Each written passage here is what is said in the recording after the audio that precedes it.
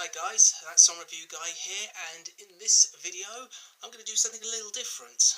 As many of you know, this year I started reviewing albums and there seems to be a good reception to a fair few of these reviews.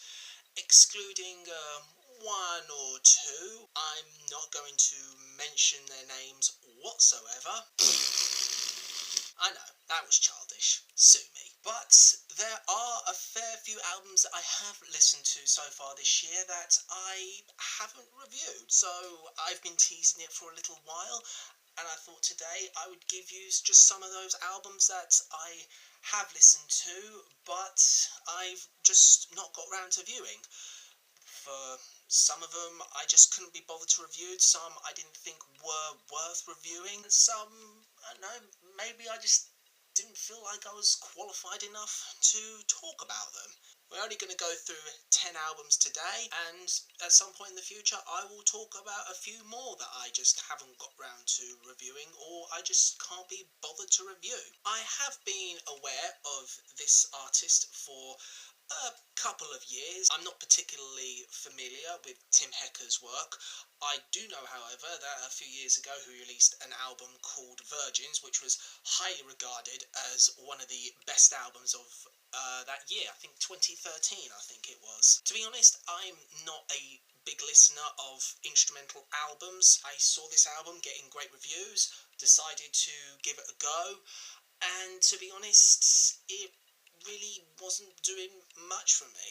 I think that there are people out there who are more skilled in reviewing instrumental albums than me, so for that reason I just didn't talk about this album. Is this supposed to be an album, an EP, mixtape, a bunch of B-sides? I don't know what it's supposed to be. All I do know is that, oh boy, it's bad.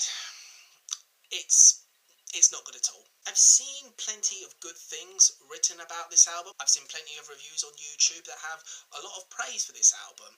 However, I don't know what it is, but I'm just not gravitating towards this album all that much. I will admit it's been a little while since I have listened to it. I think this is one of those albums that I'm going to have to go back and revisit in order to create a more fully rounded opinion. This album is shit. It's absolute crap. Here is an album from a Swedish singer, songwriter, rapper, Eleanor Miranda Salome Olversdotter. I hope I've got the pronunciation of that correct. If not, I apologise. It's an okay album. You've got a slew of guest appearances from the likes of Mew, Major Lazer and Skrillex, but for the large part it is pretty unmemorable. One thing you quickly find out about this album is that it is overloaded with the number of producers that Miss Olversdotter, aka Elliphant, has on this album, and to be honest, it does show. I guess you lose 3 members of your band and the fun leaves with them. That's the only explanation I can have for this album, to be honest. What is this? Do you want to know what it is? Entirely forgettable and a waste of my time. James is an act that I wouldn't say was one of the pinnacles of Britpop. There are certainly bands that I would put above them in that regards, and to me this just feels like the remnants of a fading pop group who is clawing onto whatever they've got left. To be perfectly honest, this album just tips into the average range of all the albums that I've heard this year. To be honest, I only came across this group quite by accident. I was in HMV one day, saw this album in the stands. I thought to myself, I'll get it. I'd never heard of them before, just bought it on a whim, and to be honest, I actually thought that it was a decent little album.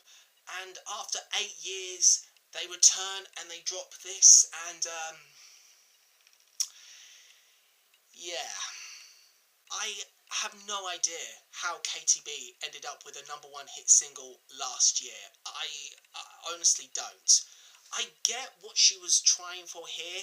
This new album, she goes for a more abrasive, louder style of dance pop, and it's pretty much rubbish. There's a lack of focus, the songwriting is poor and uninspired, and at points it's even laughable. Let's just call a spade here, people.